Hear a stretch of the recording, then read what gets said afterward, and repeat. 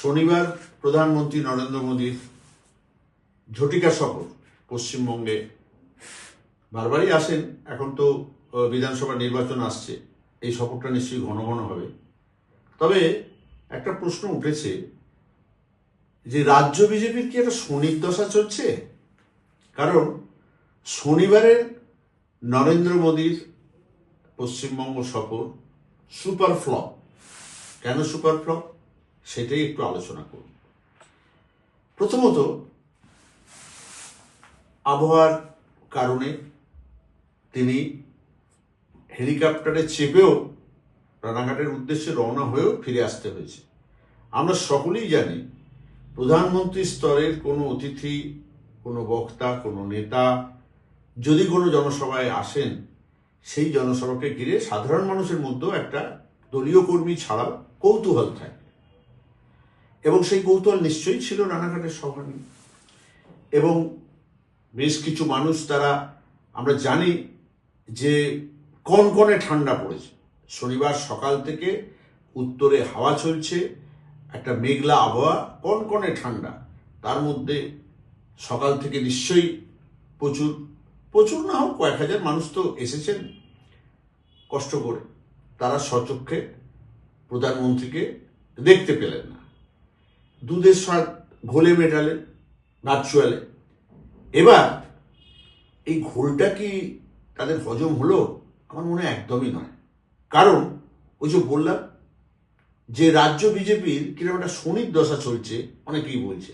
তার কারণ হচ্ছে এসআইআর নিয়ে তারা বাজিমাত করবেন ভেবেছিল যে পশ্চিমবঙ্গে সমস্ত বিরোধী পক্ষের ভোটারদের নাম বাদ দিয়ে দেবেন, দিলে সব রাজ্যপাটে আসা সময়ের অপেক্ষা থাকবে।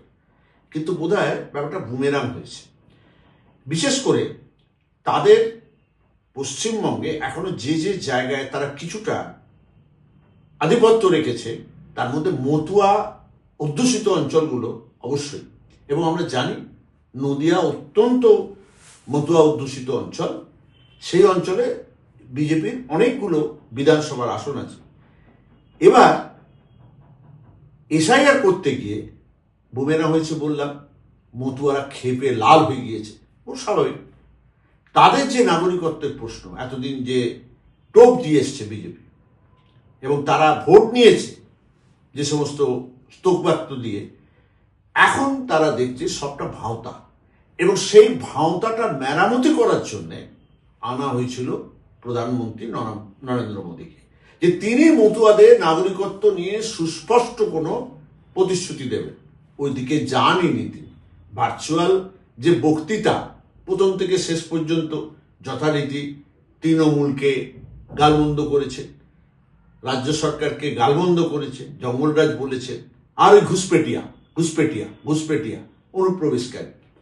অনুপ্রবেশকারী বলতে বলতে আজকে বিজেপির অন্দরের যে কথাটা, সেটা হচ্ছে অনেক উদ্বাস্তু হিন্দু পরিবার মনে করছে যে তাদেরও বোধহয় আগামী দিনে এই রাজ্য থেকে তাড়িয়ে দেওয়া হবে। তাদের বলা হবে তোমরা সব বাংলাদেশে চলে যাও। যেটা ভেবেছিল বিজেপি যে শুধু সংখ্যালঘুরাই এই আক্রমণের শিকার হবে, এসআইআর আক্রমণের শিকার হবে।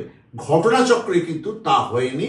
অন্তত এসআইআর এর এখনো পর্যন্ত যা কাজ হয়েছে, তাতে এমন সমস্ত মতুয়া সমাজের লোকজন, উদ্বাস্তু যারা সব হারিয়ে ও বাংলা থেকে এ বাংলায় এসেছে, এ বাংলার নাগরিকত্ব পেয়েছেন, দীর্ঘদিন বসবাস করছে, তাদের মনেও সংখ্যা জেগে উঠেছে, এবং তারা অনেকে আত্মহত্যা পর্যন্ত করেছে।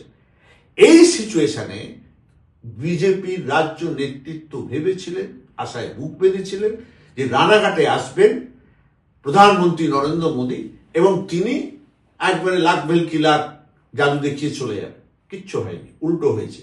মতুয়ারা বলতে আরম্ভ করেছেন, কোথায়? তিনি তো কিছু সুস্পষ্ট বললেন না। মতুয়াদের পাশে থাকবো। আরে পাশে তো সবচেয়ে বেশি আছেন মমতা বন্দ্যোপাধ্যায় এবং তার সরকার, সেটা তো মতুয়ারা জানে। এবং মতুয়া সমাজ এবার যে ভোট দিতে যাবে 2026 সালের বিধানসভা ভোট, মমতা বন্দ্যোপাধ্যায়ের মুখটাকে সামনে রেখে তারা ভোট দিতে যাবে। মতুয়া সমাজের যে ক্ষত, সেটা তো মেরামতি করা যায়নি। তারপর নরেন্দ্র মোদীর মিটিংকে ঘিরে বিজেপির রাজ্য নেতৃত্ব নদিয়া বা আশপাশের জেলাগুলো যেভাবে মানুষের টার্ন আউট, মানুষের আগমন ভেবেছিল, একবারই হয়নি।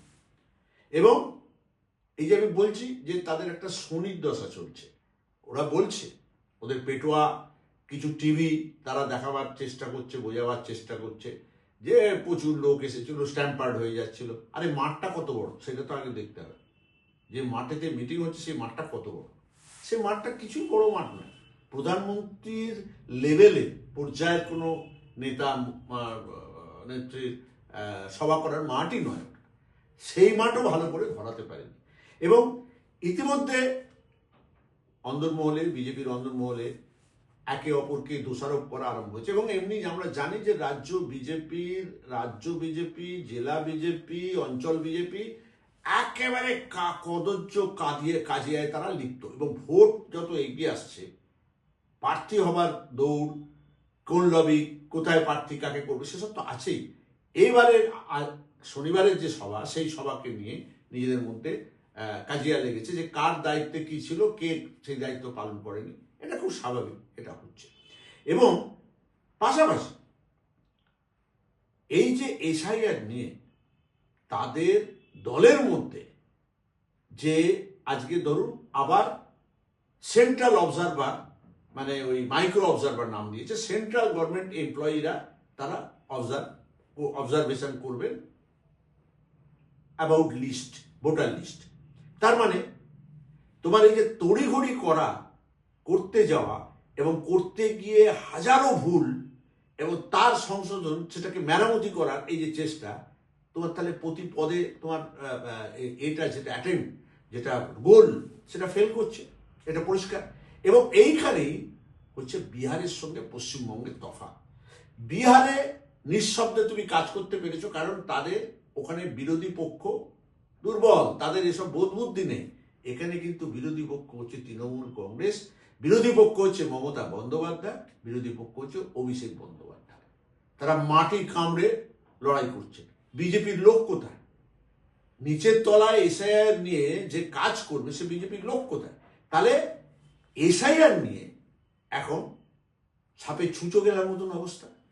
সেই অবস্থায় প্রধানমন্ত্রীর সফর, এক হচ্ছে তিনি সেখানে পৌঁছতে পারেননি, সেইটা যেমন যারা সবাই এসেছিলেন তাদের হতাশ করেছে, ঠিক তেমনি এসআইআর নিয়ে তারা যে লক্ষ্যে নেমেছিলেন সেই লক্ষ্যতে তারা পৌঁছতে পারেননি।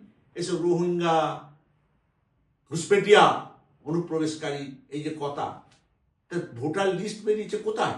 কোথায় রোহিঙ্গা, কোথায় কি, কিছুই তো কেউ জানেন। এমনি ফাঁকা আওয়াজ, এইসব রোহিঙ্গা তাড়িয়ে দেবো, সব ঘুসপেটিয়া তাড়িয়ে দেবো, দেবো, সব ফাঁকা আওয়াজ। এই আওয়াজের কোনো মূল্য নেই। এখানে যে ভোটার, প্রত্যেকবার যখন ভোটার লিস্ট তৈরি হয়, মৃত ভোটার, ভুয়া মানে তিনি হয়তো এখান থেকে অন্য জায়গায় সেটেল করে গেছেন, তাদের নাম খুব সঙ্গত কারণে ভোটার লিস্ট থেকে বাদ পড়ে। শুনুন, সিপিএম এর যে সংগঠন ছিল, তাদের একটা আলাদা সেকশন ছিল, রিগিং এর সেকশন। মানে ভোটার লিস্ট থেকে সেই রিগিংটা শুরু হতো। এটাকে সায়েন্টিফিক রিগিং বলে আখ্যা দিয়ে গেছেন কিংবদন্তি সাংবাদিক বরুণ সেনগুপ্ত, যে এটা হচ্ছে সায়েন্টিফিক রিগিং। এটা শুরু হবে ভোটার লিস্ট থেকে, শেষ হবে গণনায়। সেই যে মেশিনারি সিপিএম এর ছিল, সেই মেশিনারি তো বিজেপির নেই। এবং তৃণমূল কংগ্রেস সেই অর্থে এইভাবে রিগিং কখনো করার চেষ্টা করেছে বিরোধী পক্ষ বলতে পারেনি। কারণ লোকসভা, বিধানসভা নির্বাচন এখানে একেবারে কেন্দ্রীয় নির্বাচন কমিশনের কড়া নজরদারিতে হয়েছে। ভোটের দিন যে কটা পর্বে ভোট রয়েছে, ভোটের দিনও বিজেপি বলতে পারে। সুতরাং আজকে যে পরিস্থিতি, সেই পরিস্থিতিতে বলাই যায় যে রাজ্যে বিজেপির একটা শনির দশা চলছে।